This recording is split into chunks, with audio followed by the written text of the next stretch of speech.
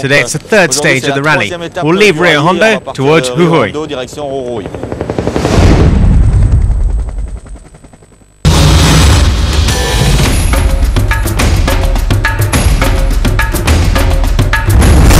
Slipping and sliding, the race hit the gravel roads, sometimes too hard. This is the story of stage 3 of the Dakar.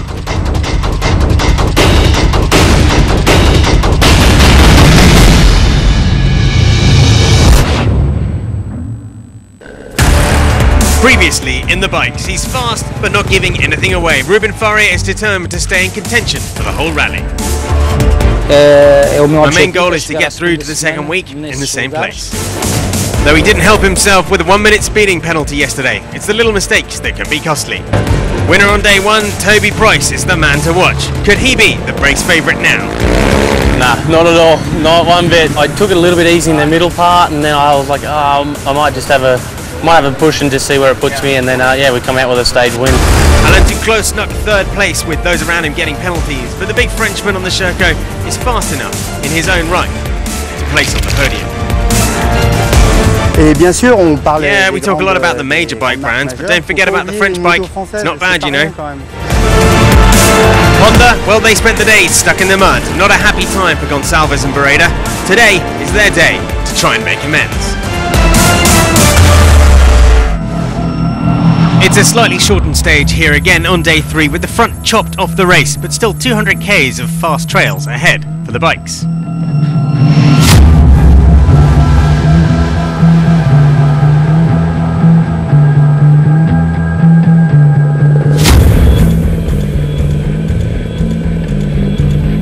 Setting off through the lush forest of the province of Santiago del Estero, it was back to the grind and back on the wool path.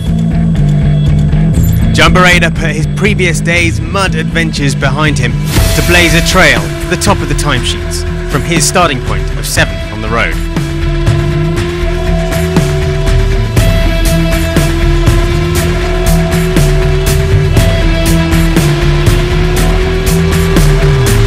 Paulo Gonçalves on the other Honda started ahead of Bereda on the road, pluming dust behind him and perhaps lighting the way for his teammate to close in.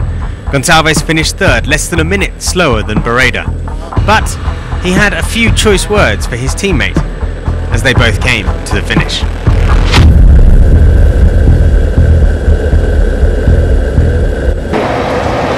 I was riding behind. You're kidding me. You can do that once more. But the good thing is, well, let's talk later. Private words for the Honda boys, and a few things to smooth, but they're all smiles for now, and so they should be. Splitting the two works bikes was the astonishing form of Kevin Benavides. He began the day behind Bereda and finds himself at the end of stage 3, second in the standings. How long will the fairy tale last for the rookie, especially with the marathon stage looming tomorrow?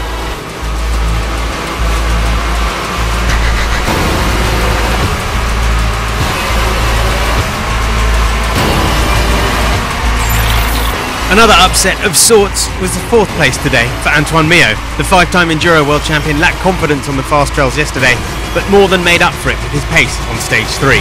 He's learning fast how to read the road, but also how to use his opponents to his advantage.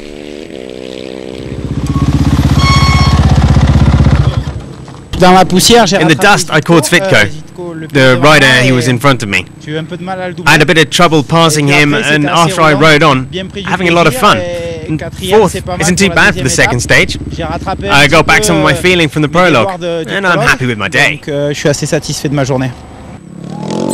rally seems to have begun now for Pablo Quintanilla. Early in the stage, he pushed as high as 2nd, but he'll be satisfied after taking 6th, 1 minute 18 behind Bereda.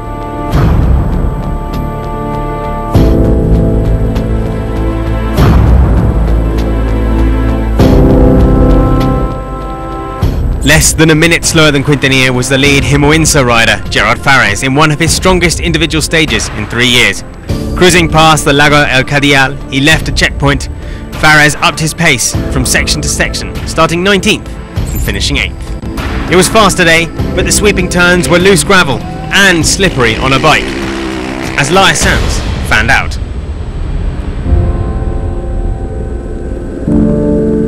Despite the fall, she rode a solid day to 21st, which is where she sits overall. It wasn't a wonderful day for Helder Rodriguez. Despite starting just behind Antoine Mio, he wasn't able to make a real impact as he did yesterday. He now sits 15th overall, 8 minutes down.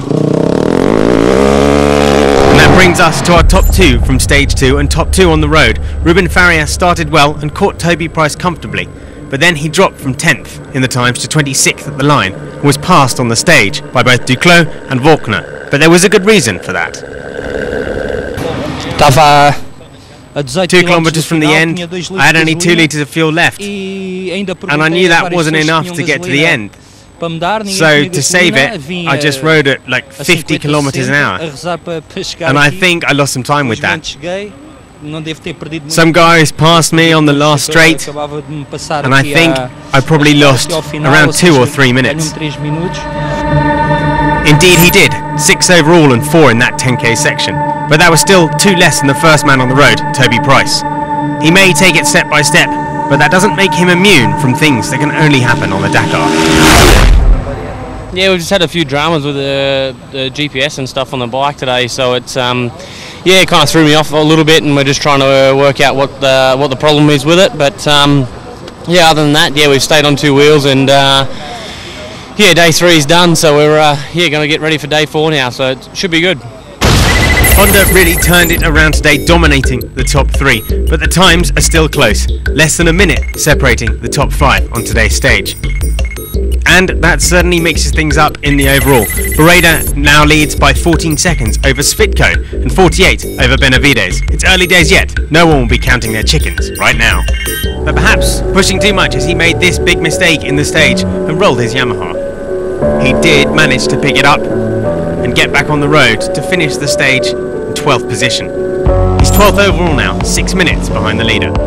Bayern Baraganath showed a great pace yesterday, and he backed it up today, chasing first position in the category. It was a great job by the South African as he collected the stage win by 4 seconds.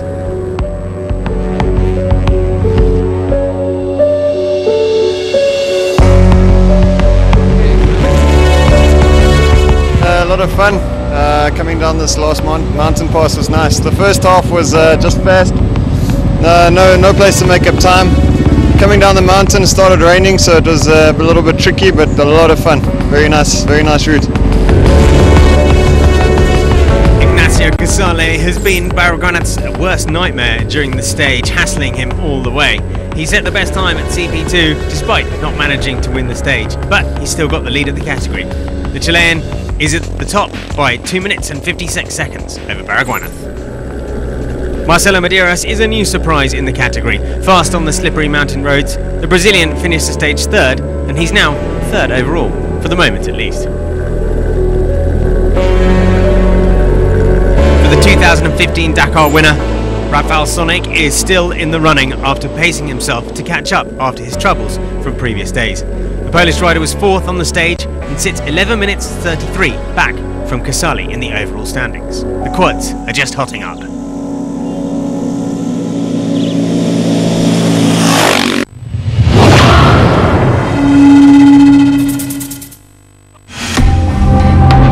Since 2012, the Termas de Rio Honda circuit has been on the map of world motorsport when it was homologated to the highest level. And for 2 years now, it's hosted the Dakar Bivouac. But the jewel in its crown must surely be the fantastic motor museum that takes up a cavernous hall under the impressive main grandstand.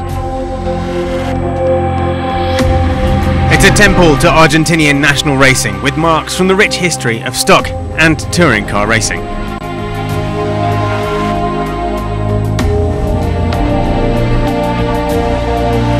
And taking pride of place is a Benetton Formula 1 car, alongside historic Formula 1 and Formula 2 cars.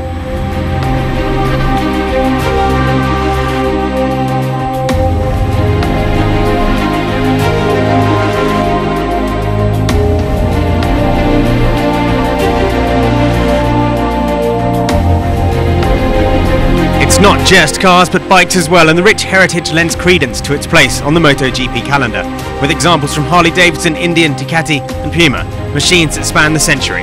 It's a real goldmine of motor racing history and something not to be missed.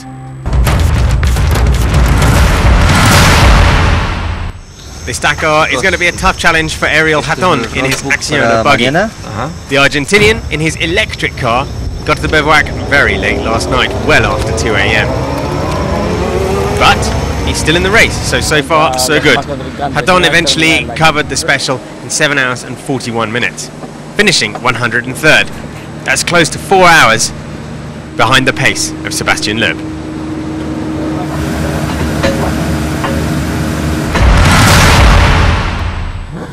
It was a rough start to the rally for Lithuanian Benediktas Vanagas. For his fourth Dakar, the 38-year-old seriously damaged his Toyota Hilux on the way to Termes.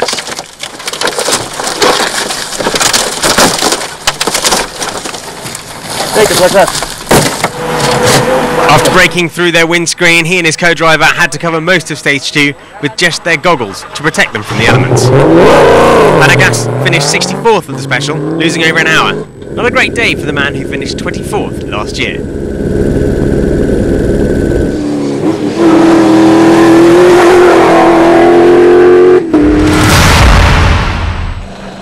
There was an absolute nightmare for the truck of Martin van der Brink, with the Renault bursting into flames on stage 2. His truck was decimated, and so were their Dakar dreams. We come here for the corner, and we have some problems with the brakes. And I can take the corner. We hit the wall here a little, and we stop. That the mechanic can go out to look what happens, what's the problem. And when he go out, the brakes were burning. This January on Supersport.